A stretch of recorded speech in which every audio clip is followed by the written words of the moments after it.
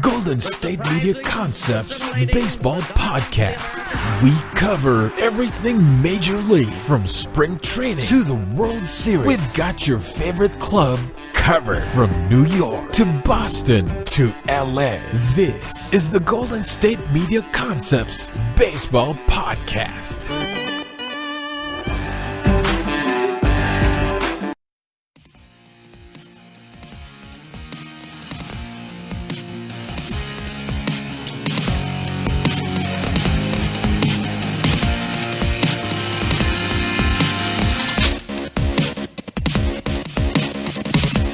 Oh, what is up? Welcome to the GSMC Baseball Podcast on a Monday today here.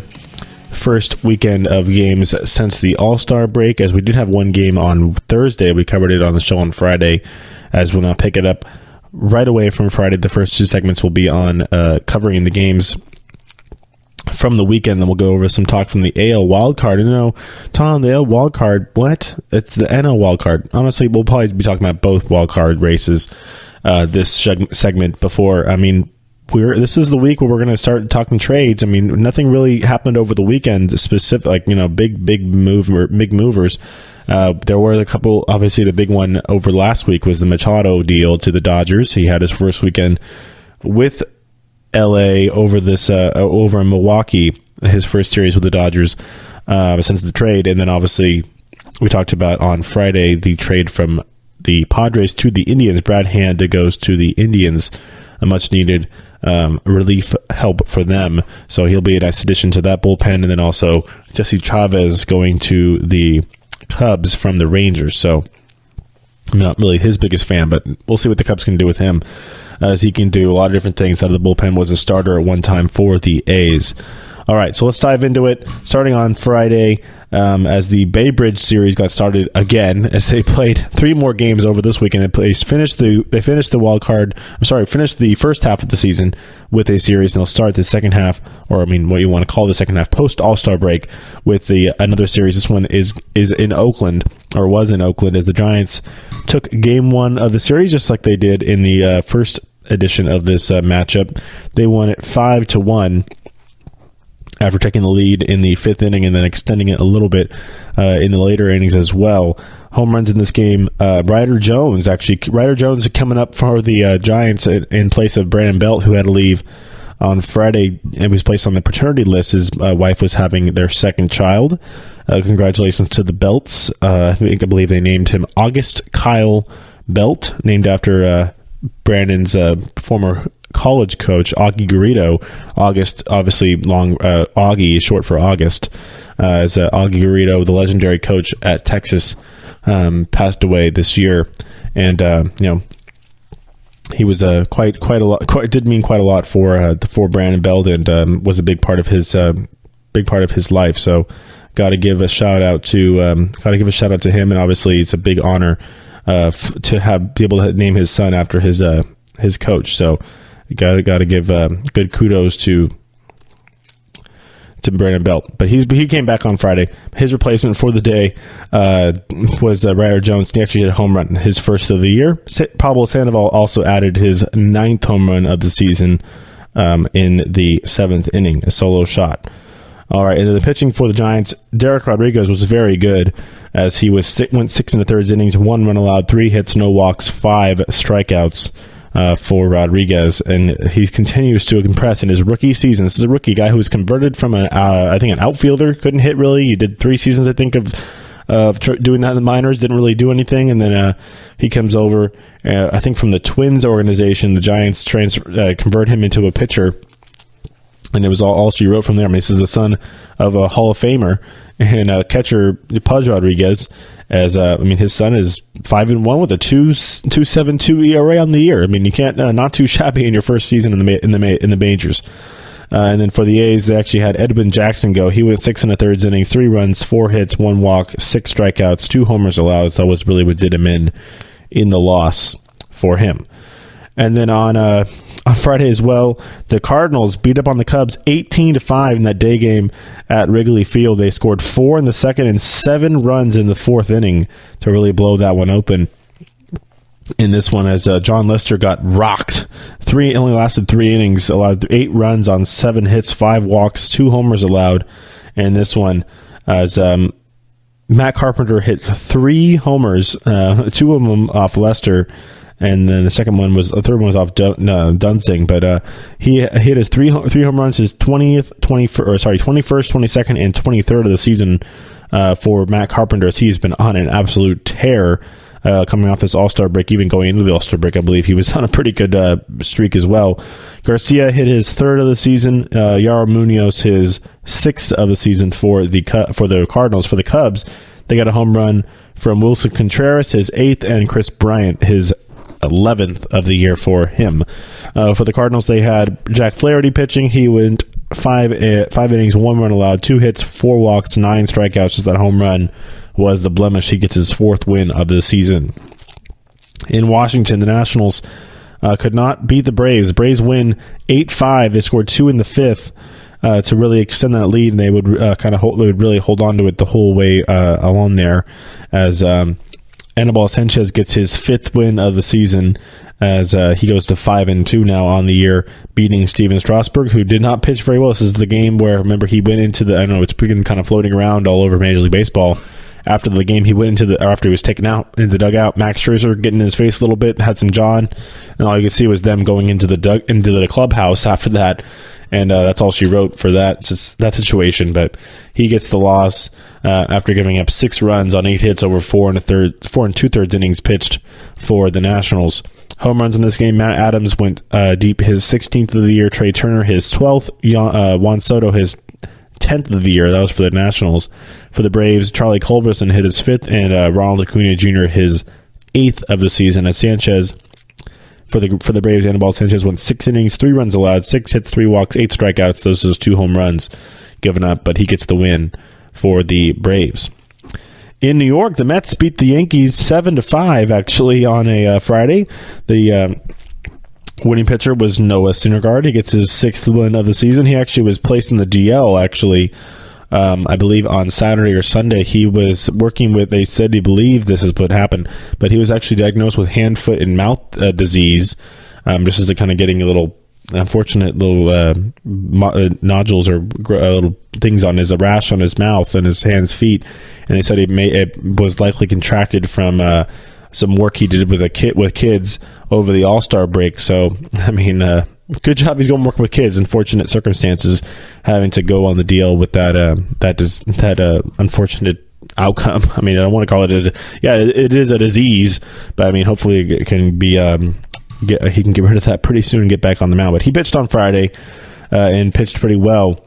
5 innings, 1 run allowed, 8 hits, no walks, 4 strikeouts. He did throw 84 pitches in this game before being removed.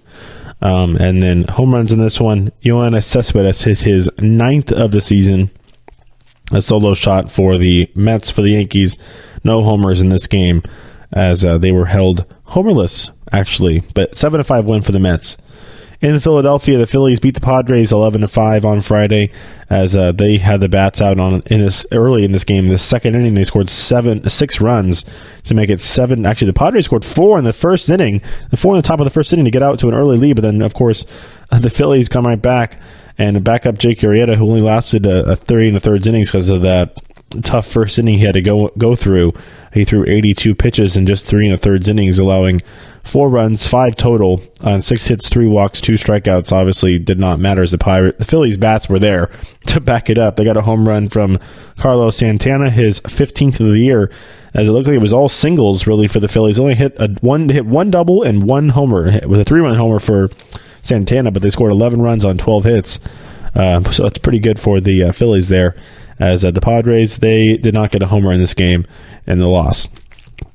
The Blue Jays walk off on the Orioles 8-7 on Friday as they get the win. Axford to the win in relief, as he's now pitching for the Blue Jays, interestingly enough. But yeah, it was actually a good start, as Sam Gaviglia went 7 2/3 innings, 4 runs allowed, 7 hits, 1 walk, 8 strikeouts, a couple of homers, but he gets a no decision. As this game was decided late, the Orioles scored 3 runs in the top of the 9th inning to tie this up, off of all people, probably Tyler Clippard, yes, as he gets the blown save, interestingly enough. throws too many changeups and you're going to hang one, you're going to give up a couple homers, which he just exactly what he did. Fortunately, the Blue Jays did come back and back him up there.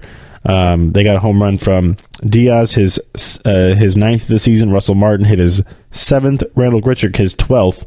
This game, and then I'll give you the home runs for the Orioles really quick here, as the Orioles got a home run from Tim Beckham, his 3rd, Chris Davis, his 10th, Caleb Joseph hit his 2nd, and Jonathan Scope hit his 11th of the season, all in the loss, as remember the Blue Jays got a walk-off win in this game on a Aledmys Diaz single that knocked in Russell Martin to win that one in the bottom of the 10th inning.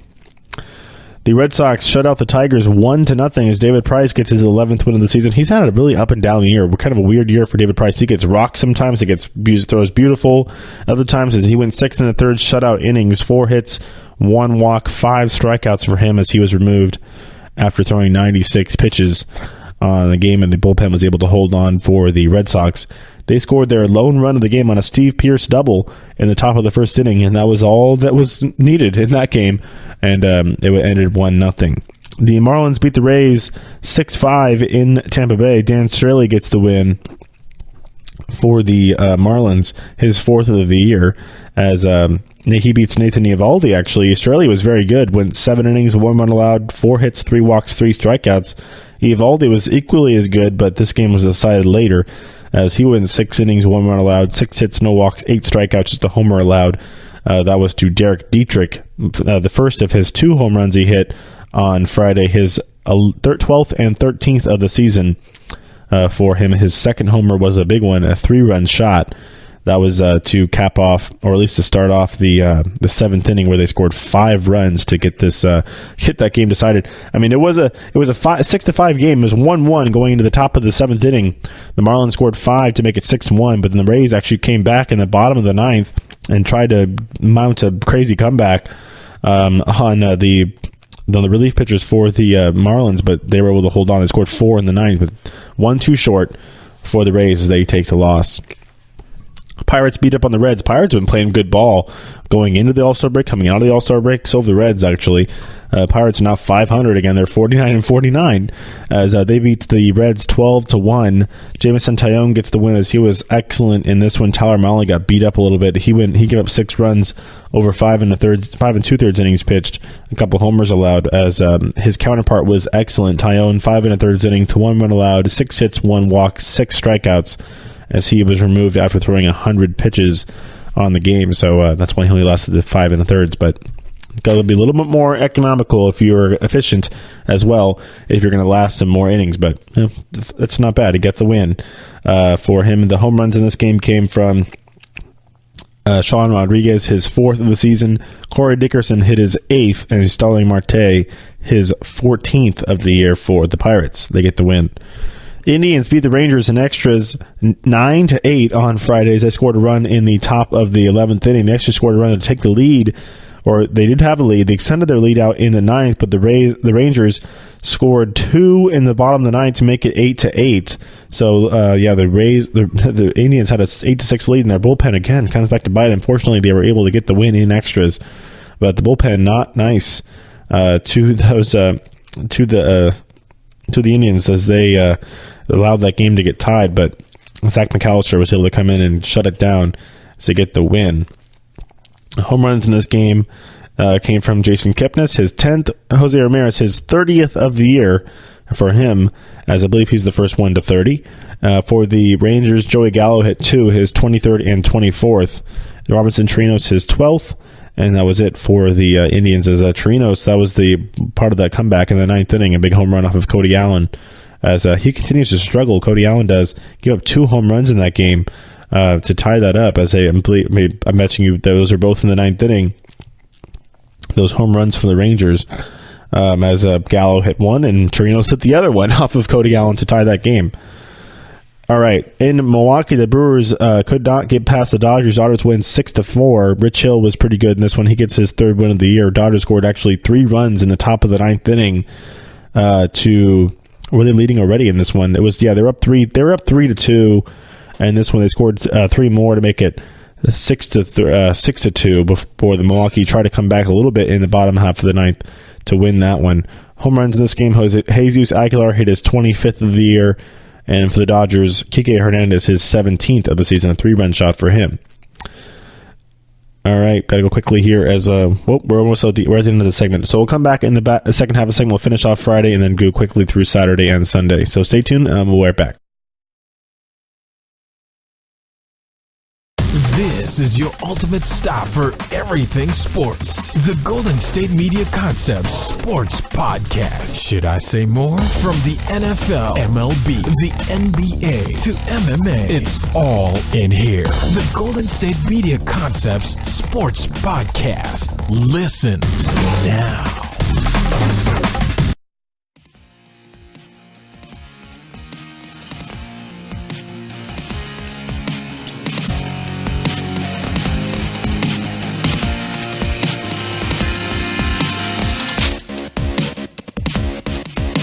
All right, welcome back to GSMC Baseball Podcast as we're going to finish up the games from the weekend. In this segment here, I was going slow in that first segment and go faster here. So Royals beat the Twins in Kansas City as the Twins try to come back with 3 in the top of the ninth, but were shut down there at the right before they could tie it up in that ninth inning. So the Twins get the win. The Royals get the win at home as Danny Duffy gets his gets another win for him, his 6th win of the year. Don't second guess myself, as you tend to do sometimes when you misread things, but you didn't misread things. It was 6-5 was the final in this one. Gibson takes the loss. In Colorado, the Rockies beat the Diamondbacks 11-10, and this was decided late. The Rockies scored 6 runs in the 7th inning, and then to take the lead there, and then the they had the lead, and Diamondbacks tried to come back a little bit better with 1 in the 8th and 1 in the 9th to come back, but that was all they could do and muster on that game. So they lose 10-9 on Friday. As that game probably, Arizona, those two teams, you never know, they can start hitting home run derby all over the place, as it tends to happen at those home run parks in Arizona. But I want to give you the home runs in this game, as Arenado hit 2, his 24th and 25th, and Tapia his first of the season, as the Rockies win 11-10. I think Tapia's homer was a grand slam as well. All right, moving along here. Astros beat the Angels 3-1 as Dallas Keuchel gets the win. He went 7 2/3 innings, 1 run allowed, 2 hits, 2 walks, 1 walk, 5 strikeouts for him. As Tyler Skaggs was also pretty good, but he takes the loss. No homers in this game, as it was decided early. Astros scored runs in the first 3 innings. And then the final game of Friday was Mariners and White Sox. Mariners win 3-1. Wade LeBlanc was great, as he gets another win for him, beating James Shields, his 6th win of the year. He went 7 1/3 innings, 1 run allowed, 4 hits, 1 walk, 10 strikeouts for LeBlanc. In this one, no homers in this game, as it was decided with low-scoring affair. 3-1. All right, Saturday. Quickly on Saturday here, as we had a doubleheader in Chicago, Cardinals and Cubs. They split the doubleheader. Cubs win the first game 7-2, as Charlie Chatwood gets his fourth win of the season for the Cubs. Matt Carpenter hit his 24th of the season, as he continues on a tear in this one.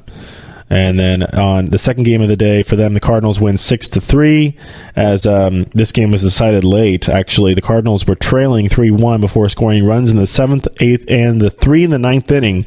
Actually, after this game was tied, they scored 3 in the 9th inning. Matt Carpenter hit another one, his 25th of the season, as I believe that was 6 games in a row now for Matt Carpenter hitting a home run.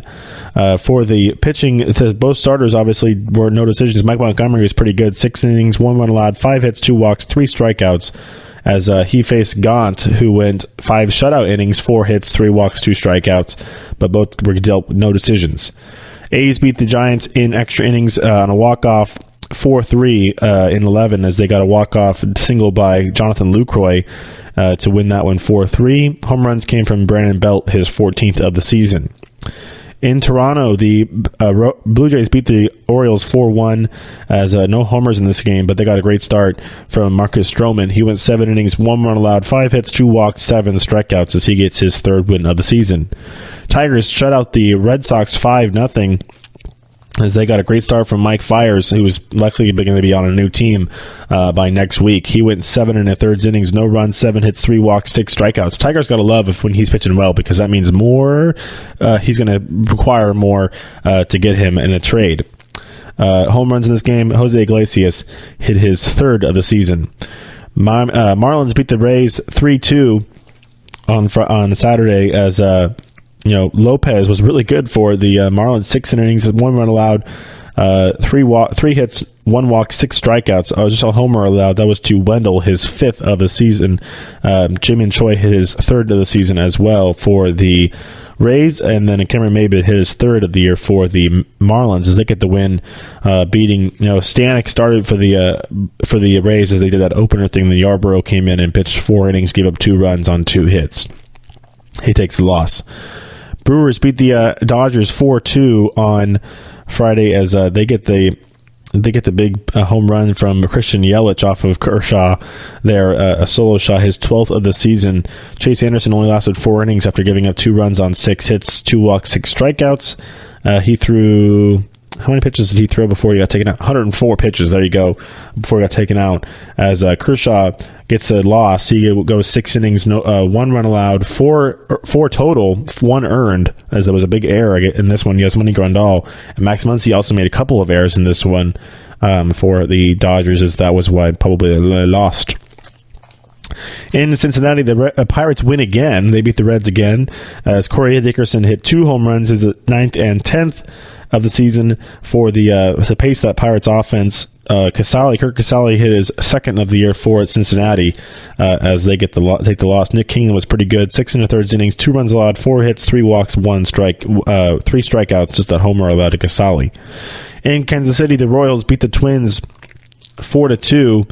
Lance Lynn takes the loss. Jacob Junis gets no decision because he only went 4 innings after allowing 1 run on 4 hits, 2 walks, 6 strikeouts, but did not pitch long enough to get the decision.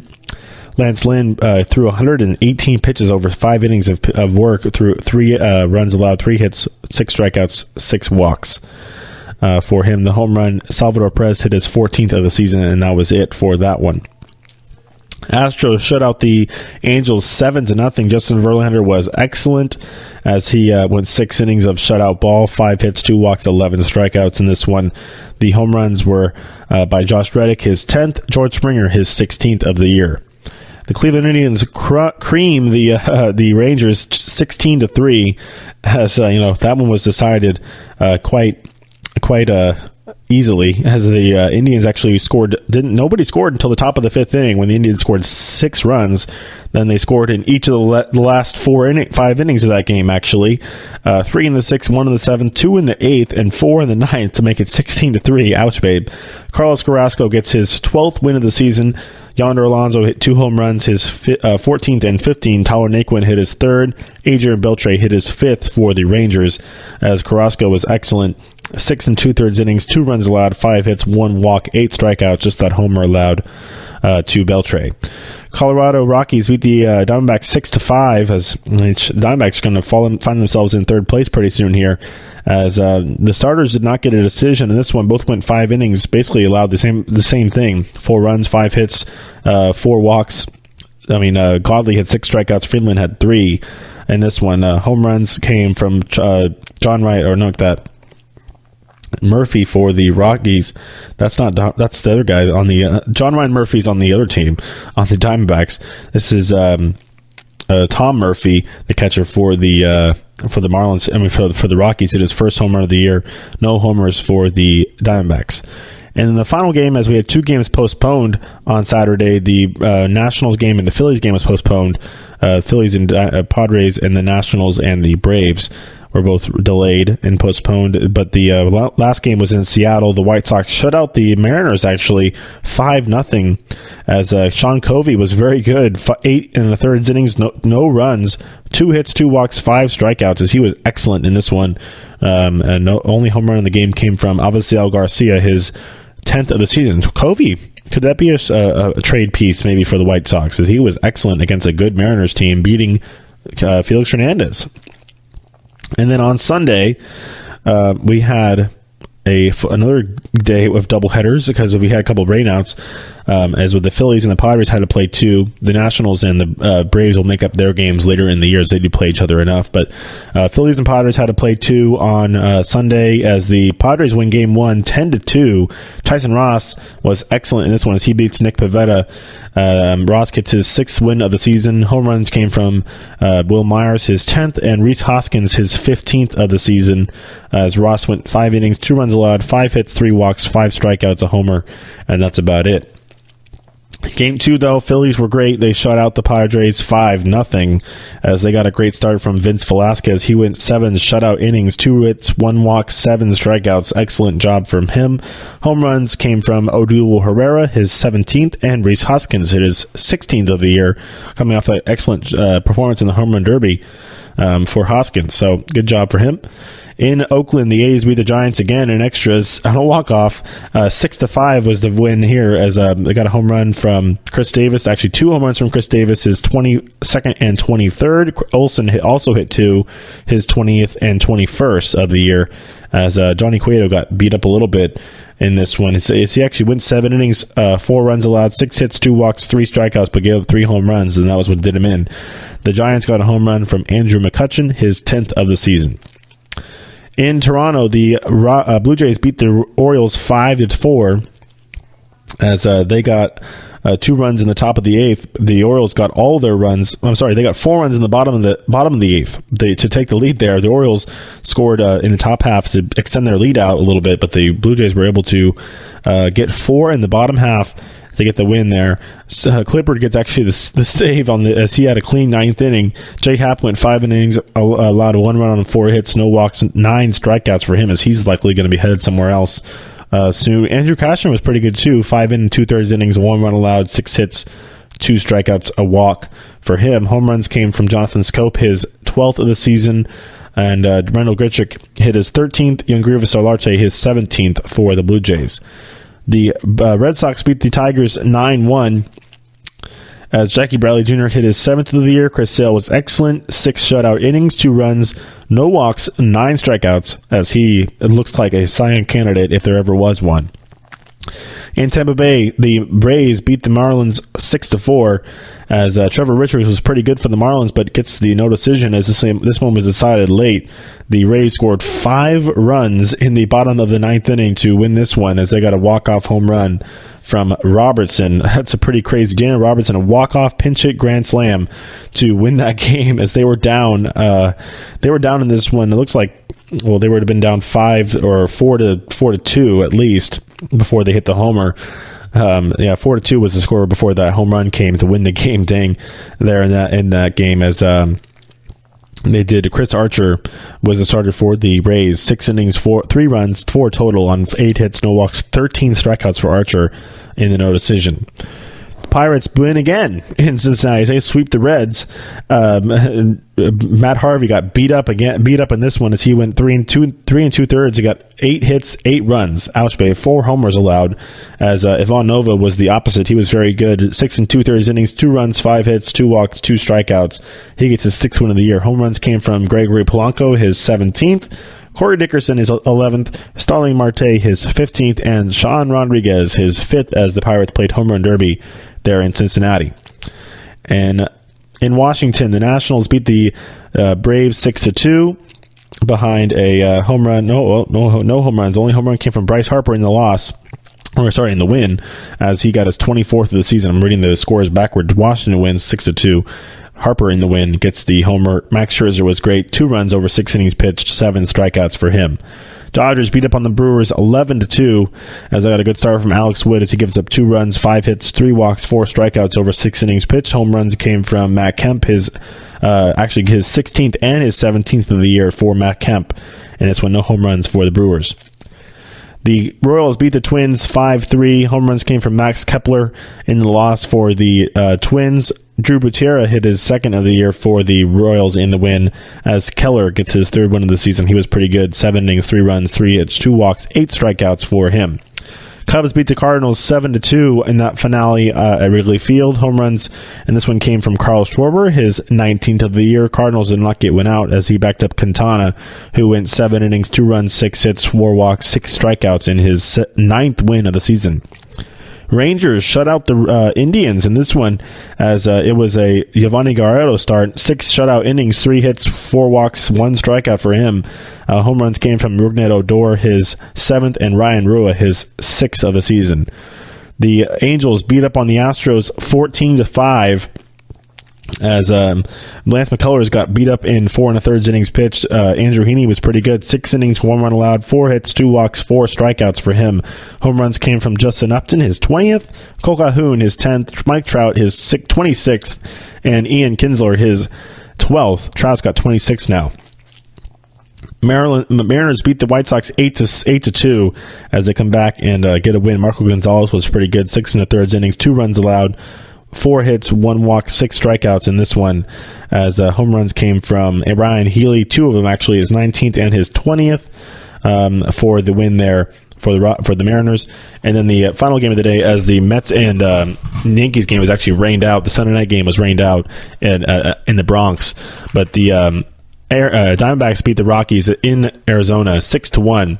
They got a home run. No home runs in this game. Only home run came from Ian Desmond, his 19th of the year for the Rockies, the only run of the game, as the starter, Zach Greinke, was great for the Diamondbacks. 8 innings, 1 run allowed, 2 hits, 1 walk, 13 strikeouts. That 1 run came on the home run from Desmond.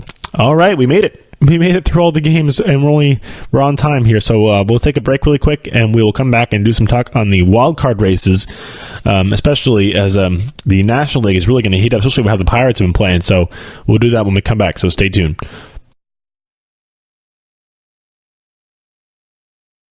Tired of searching the vast jungle of podcasts? Now listen close and hear this out. There's a podcast network that covers just about everything that you've been searching. Hey! The Golden State Media Concepts Podcast Network is here. Nothing less than a podcast bliss with endless hours of podcast coverage. From news, sports, music, fashion, cooking, entertainment, fantasy, football, and so much more. So stop lurking around and go straight out to the Golden State Media Concepts Podcast Network. Guaranteed to fill that podcast itch. Whatever it may be. Visit us at www.gsmcpodcast.com. Follow us on Facebook and Twitter, and download us on iTunes, SoundCloud, and Google Play.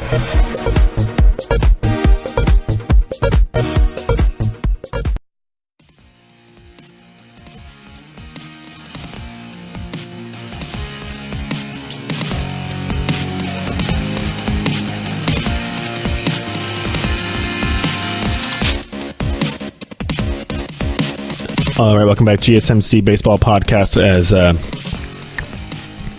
looking at these standings right now coming off the All-Star break, well, after the first weekend of action since the All-Star break, it's interesting because the National League, we know, is up for grabs in pretty much every division. I mean, the Diamondbacks are only a game and a half out of the Dodgers. I mean, the top 3, we talked about this, 3 teams are in pretty much every one. I mean, the Nationals are the Pirates are the Pirates are 8 games out. They're in third place. They're in the Central as the Cardinals continue to scuffle as they are. I mean, they're a game up over 500, but 8.5 back in the division as the Pirates are 8 back. Brewers are 3.5 back now of the Cubs, who have just jumped out in front in the Central all of a sudden. In the East, I mean, Phillies are still there. Phillies are 55-43. I mean, the Braves are still there too. Kind of sitting right where they want to be. I mean, nothing going. I mean, the Machado trade was a big probably a blow for the Phillies, as they thought they would have a chance to get him as well. But I mean, in the National League, the wild card's interesting. You got 4 teams out west. If the Giants are you still count the Giants, they're actually closer to first place in their division than the Nationals are. So you have to count them. 4 teams in the West, 3 teams in the East, 3 teams in the well, maybe 2. You say 2. Honestly, the 2 teams. You kind of narrowed it down to 2 teams in the Central now, Brewers and Cubs for the division at least. But you're thinking wild card. You got a lot more. I mean, you got everybody is within 5 games. We have 1, 2, 3, 4, 5, 6 teams within 5 games of the second wild card in the National League. So, and then only Milwaukee's only a half game above the Diamondbacks. So it's really the Nationals are 5.5 back of first place in the wild card. Giants are 5 back of first place in the wild card. So I mean, things can get shuffled around. I mean, this is like 1 week of games. Somebody goes hot, somebody doesn't. We know that playoffs, even with the crazy lineups and rosters they have out in the American League, playoffs are about getting hot and staying hot and having a pitching rotation that can sustain in the playoffs, basically. And can go, you go down to a 3-man rotation. So who's most ready for that in the National League? To have to have 3 top starters to really get going? Probably the Dodgers. Maybe after that would be the Diamondbacks, honestly, or because the Rockies. The Cubs are not really the most. No, their rotation doesn't really wow me. The Phillies. I'm sorry, I forgot about the Phillies. They're there, and the Braves are there too. That's why they're up in the top of the division, because they can pitch. They have young pitching. They have young arms who are not up and down. Oh, good start here, good bad start there, good start here, bad start there. I mean, they're mixed in, few and far between when it comes to the bad starts, but more good starts than bad. So that's what you're kind of looking for. And with the Phillies, you're talking about their top 3 starters. You got Nola, Eflin, and Velasquez, maybe even a Pivetta you could throw in there. I'm thinking about Arrieta. So probably a Nola, Arrieta, and I'm trying to think, do they have a lefty? Who's their lefty? I think Zach Eflin's left-handed, right? Somebody better be left-handed, or they're going to have issues, because you need to have lefties. You need to have lefties in your rotation. At least one lefty, kind of mix it up a little bit. I mean, the Red Sox have some. I mean, I don't know. You're talking about the Phillies. If the season ended today, they're in first place. They have the. Well, I mean, they don't have they're 1 game less in the loss column than the Dodgers, so a little different. And then also the Cubs have also played way less games. Well, they've actually made up some of the games because of the rainouts. They've had some doubleheaders. They've actually made up some of the games, but they're 58-40. The Cubs are 58-40. All of a sudden, the Cubs are just 58-40. They're 18 games over 500 all of a sudden here, after just being kind of playing around 500 all season long, like the Nationals are, who are 48-48 or 49-49, which is crazy. So, I mean, if you're the Cubs, you're just like, whatever, we'll be the number 1 seed. That's fine. We'll play the wild card. So then Phillies and Dodgers would play each other in the NLDS. So Dodgers have Max Muncy, have Cody Bellinger. They have a switch hitting catcher in Yasmani Grandal, who he's going to hit left-handed, better left-handed hitter, I'm pretty sure, than that he's right-handed. And they got other. I mean, I'm trying to think of other guys that'll hit left-handed for them right now, but they have some left-handed bats. Jack Peterson can come and hit and play. He hits left-handed. So they have left-handed bats that are going to be able to feast probably on these right-handed pitching, whether it's Nola or Eflin or Arrieta, if they can. I mean, obviously, when you normally can carve up lefties and righties. That's why you're a starter. That's why you're not especially a bullpen guy. But just goes to show you need a little bit more diversity in your rotation. The Phillies are young.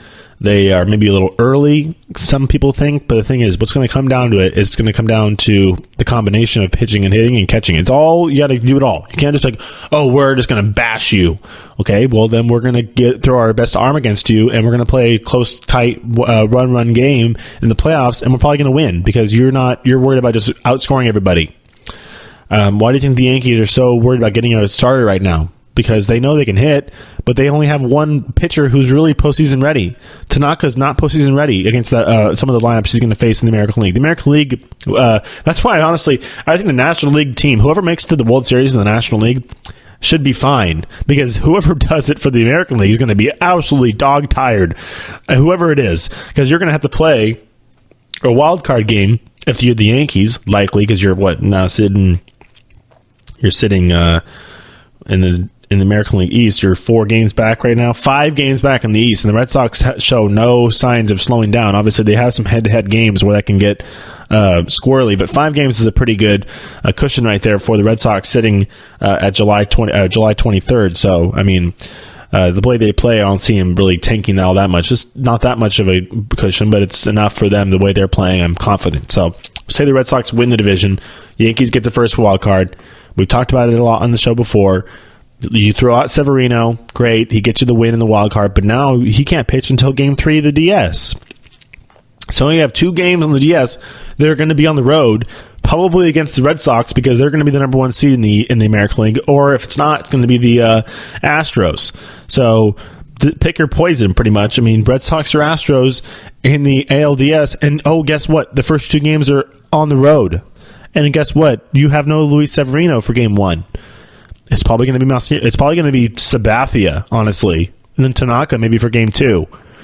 And then Game 3 is unless they get a pitcher. Of course, the thing is barring is that they're likely going to get a pitcher this before the 31st. Whether it's, I mean, I know that there's been talk about Madison Bumgarner, which is crazy. The Giants aren't moving him. But I mean, I just don't think there's not really a big name guy. They're not going to get a DeGrom. They're not going to get a Syndergaard. He can't. He's on the DL. They're not. The only real guy I could think about, I think J Happ is going to, they have a connection with the Mariners. Maybe a Cole Hamels if they want to get another lefty in there. Maybe a Nathan Eovaldi back up with the Yankees if you want to make a trade with the Rays. I just don't really think about. I'm going to think about the guys that aren't going to really make that much of a splash, like too much of a splash in New York to be that game. Basically, you're looking for a Game 2 starter. I mean, maybe even a Game 1 starter, because you don't know. You're banking on this one. You have this one game wild card. I'm assuming you win the wild card game, obviously number 1, because they could easily not win the wild card game. I mean, that'd be crazy. Yankees are the second best record in the American League. They win the wild card because the best record in the American League is the team in their division. I mean, they don't have the second best record. They have the third. Actually, right now they have the third best record in the American League, behind the Astros and the Red Sox. So it's just going to be interesting seeing what the rookie manager. Remember, he's still his first year. I mean, yeah, it's not that difficult. You could go 63-34 through the first half of the or first 2/3 of the season with those bats and Domingo Germán as your 5th starter. I mean, I guess or Elias Soga or whoever you're bringing up to do that.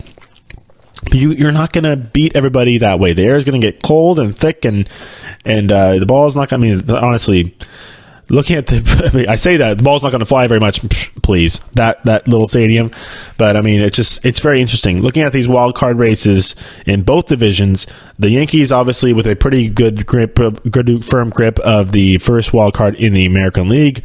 The only real race in that is the A's and the Mariners. And actually, looking at that, the A's got 2 out of 3 against the Giants over the weekend, and I think the Mariners dropped 2 against the White Sox over the weekend. So, if my page actually lines up here quickly, the A's are 57-43. The Mariners are 60-40. So yeah, they're 3 games back in the American League wild card race right now.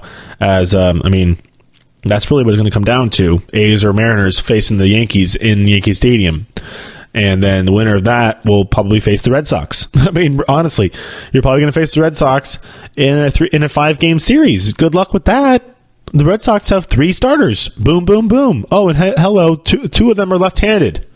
And honestly, that might not be the worst thing for the Yankees because they have some pretty good righties in that lineup.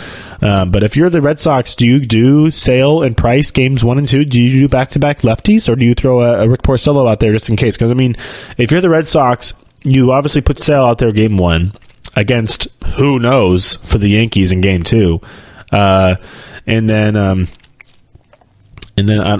game 2 would be probably Rick Porcello because if you win game 1, you're probably a little more conservative using David Price. But Tom, this is you're talking about October. You're talking about the ALDS right now. Why we have to get there first? Well, the American League is already pretty much decided. In the National League, though, not so much at all. The wild card in the National League is wide open. Like I said, 6 teams within 5 games of that second wild card. Honestly, 5.5 games of the first wild card because they're only separated by a half game anyways. The Brewers and the Braves are so. And you got teams from all 3 divisions. So you got Rockies and Diamondbacks, Pirates and the Cardinals. Giants are in there as well. Nationals right beneath the Giants, and then it kind of drops off after that. But There's teams on here who can go on tears. The Pirates just won 9 out of the last 10. They're 9-1 in the last 10 games. There's the Rockies are 7-3 in the last 10 games. So teams can go on tears. Teams can go on slumps. The Brewers just did that. They could find themselves falling out of this completely. They're only a game and a half. They're only a half game, or really a game and a half out of just being out of it completely. The top two. So you never know what can happen in the American League, in the National League. It's really going to be up to what moves are made. I think the Brewers could use an arm. If anybody, Nathan Eovaldi, Brewers could use him badly. And then who else was that other guy I was talking about that just pitched and is helping his stock regarding who's going to get traded? J Happ probably for the Brewers. I mean, sorry, for the Brewers, maybe getting him as well. The Mariners were also connected to him too. So we are going to be covering that as soon as everything happens. As there's more chatter and everything. If I'm not bringing enough information, please go to MLBTradeRumors.com. It's great, has all these stuff you're going to need. But everything's going to start heating up this week. It's only the 23rd, and we had some of the early trades last week. But the 23rd, we're going to probably get through this week a little bit slower, and then the 31st is the deadline, and we'll probably see a lot more stuff happening.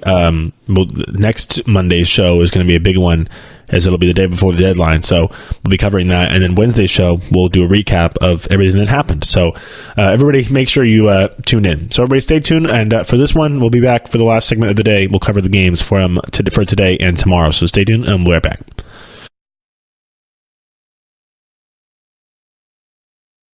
Want to know the latest in soccer? Then listen to the Golden State Media Concepts Soccer Podcast. From MLS, the World Cup, and the Premier League, we've got you covered. The latest updates, the hottest matches, and news on the league's top players. It's the Golden State Media Concepts Soccer Podcast. David Beckham scores the goal to take England all the way to the World Cup finals.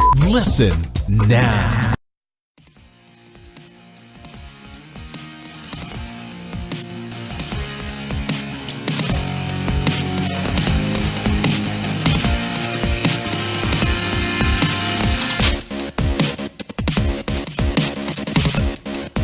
All right, welcome back to GSMC Baseball Podcast, the final segment of the day today here, as we are going to cover the games for Monday and Tuesday, starting off with the, well, I don't know, get my games up. In the game in Seattle, Giants and Mariners, more in the league for the Giants, as they're going to go to Seattle for 2 games. He'll be Andrew Suarez against James Paxton. Suarez, the rookie, is 3-6 with a 3.94 ERA.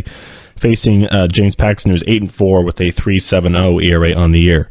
In Miami, the Braves and the Marlins get a series started, as it'll be Julio Teheran against Wei-Yin Chen. Teheran is 7-6 with a 4.00 ERA. Teheran pitching pretty good lately, as Chen is 2-7 with a 5.75 ERA on the year for the Marlins.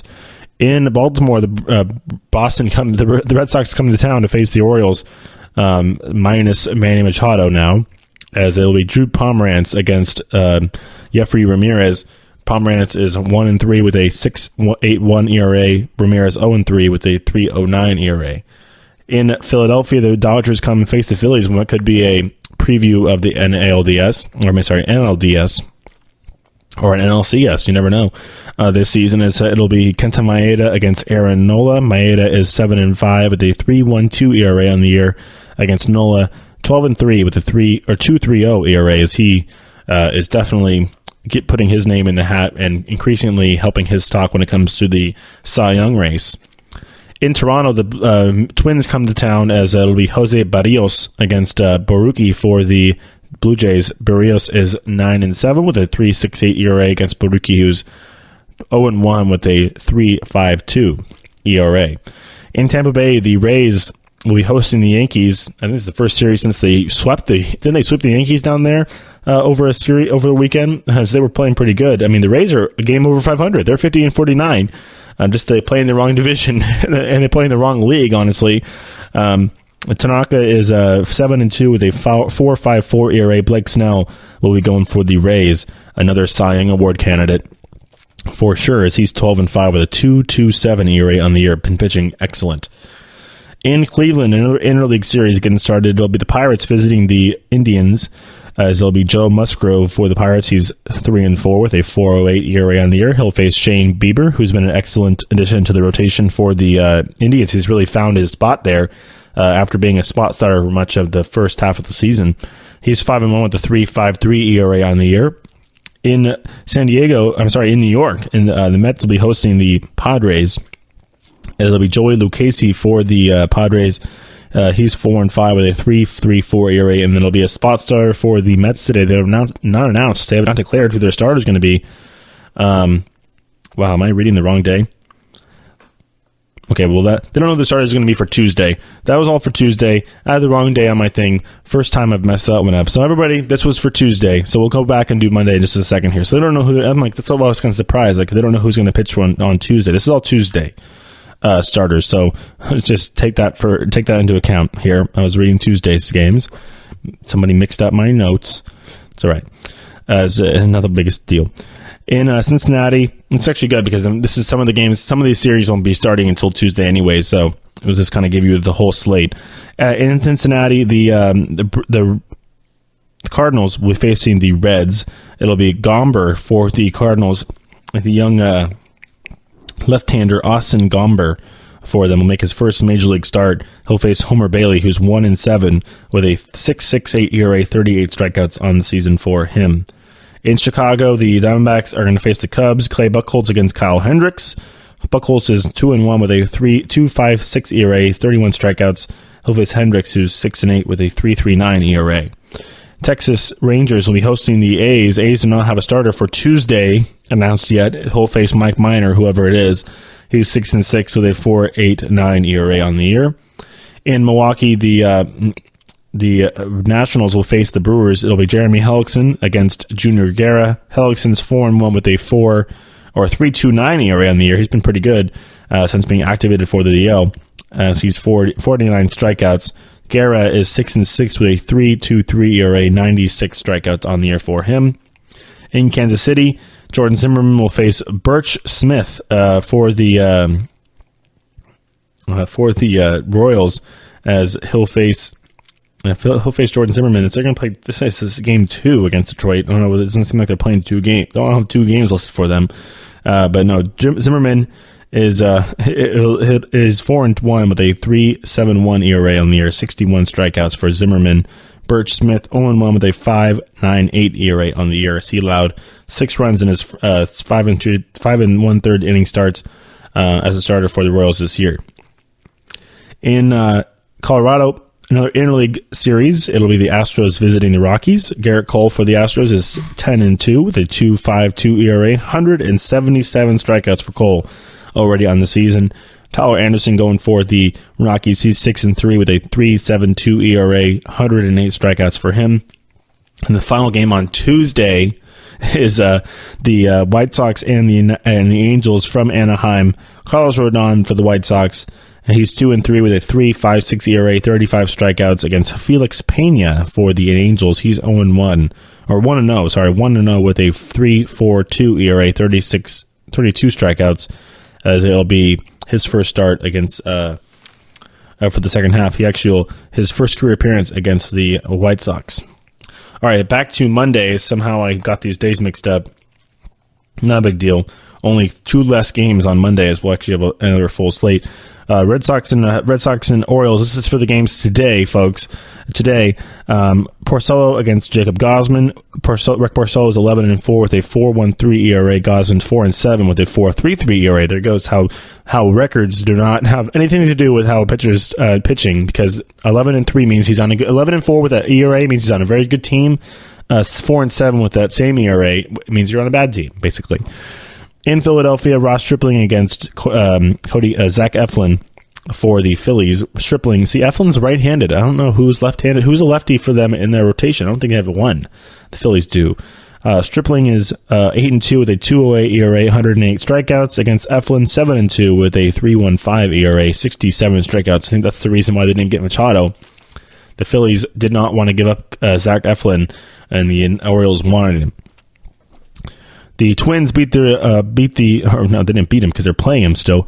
They're playing him on today. It'll be Twins and Blue Jays from the Rogers Center in Toronto. Alberto Mejia for the Twins will get the start as he's being recalled from AAA Rochester, and he'll face Luis Santos, who's also coming up to make a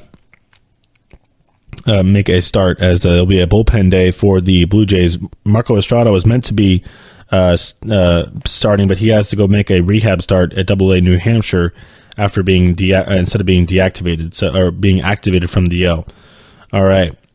In Miami, the Braves and the Marlins, it'll be Sean Newcomb against Jose Urena.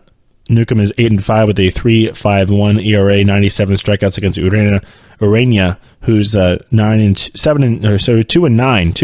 with a 4.39 ERA, 89 strikeouts for him. In Tampa Bay, Luis Severino will face Hunter Wood for the Rays. Severino is 14-2 with a 2.31 ERA on the year, 144 strikeouts, as he'll face Wood, who does not have a decision yet. He's got a 2.70 ERA, 12 strikeouts on the year, as he's going to be one of those guys. I think he's going to make his second start of the year, but he's going to probably be in that opener role. In Cleveland, the Pirates and the Indians, Trevor Williams against Corey Kluber. For these two teams, Trevor Williams is 7-7 with a 4.36 ERA, 71 strikeouts against Kluber, 12-5 with a 2.76 ERA, 132 strikeouts for Kluber on the year. In New York, the Padres will throw out Eric Lauer against Jacob deGrom for the Mets, as Lauer is 5-6 with a 4.87 ERA, 67 strikeouts against deGrom, 5-4 with a 1.68 ERA. He's 5-4. That's why he's a 1.68 ERA. That's the kind of team he's on right now. We'll see much longer he's on the Mets. I don't think he's going to get traded, but maybe a guy who's going to find a new team through free agency eventually, as he's 5-4, 1.68 ERA, 49 strikeouts on the year for deGrom. In St. Louis, or the Cardinals, in Cincinnati, against the Reds, Daniel Ponce de Leon will get the start for the Cardinals as he's making his major league debut. This is a capping a 14-month return. Ponce de Leon needed brain surgery over a year ago, as he's going to make a return back. So you got to give the kid credit. Wow, coming back from brain surgery to pitch, as he's been very good in the Pacific Coast League with 103 strikeouts and a 2.15 ERA this year for the Cardinals AAA affiliate out there. As he'll face Luis Castillo, one of the top guys for the Reds, young arms, as he's had an interesting year this year, 5-8 with a 5.49 ERA, 96 strikeouts, as he'll likely refine his stuff throughout his young years. In Chicago, the Diamondbacks and Cubs, it'll be Patrick Corbin against Luke Farrell for the Cubs, as that's the guy making his second start of the season, as he's shuffling the rotation, is also making 6 starts for AAA. This guy did. This is a young rookie. But Corbin is 6-4 with a 3.24 ERA, 149 strikeouts against Farrell, 3-3 with a 3.86 ERA, 37 strikeouts. Also had a lot of experience out of the bullpen this year for the for the Cubs. In Texas, the A's and the Rangers, Brett Anderson will start for the A's today, as he is 1-2 with a 6.08 ERA, 12 strikeouts against Cole Hamels, as a pair of lefties will get going down in Texas. Hamels is 5-8 with a 4.36 ERA, 108 strikeouts. We'll see if this maybe is his last start in a Rangers uniform. He might be traded within this week. In Milwaukee, the Nationals come to town as they'll face the Brewers. Gio Gonzalez against Yolis Chacin. Gonzalez is 6-6 with a 3.72 ERA on the year, 94 strikeouts for him against Chacin, who's 8-3 with a 3.68 ERA, 88 strikeouts on the year. In Kansas City, the Tigers and the Royals get started, as it'll be Francisco Liriano against Heath Fillmyer, as Fillmyer is 0-1 with a 3.45 ERA, 7 strikeouts, as he got, I think, just one start. He allowed 3 runs over 4 1/3 innings pitched in his first career start. And then he'll face Liriano, who is 3-5 with a 4.67 ERA, 63 strikeouts for him.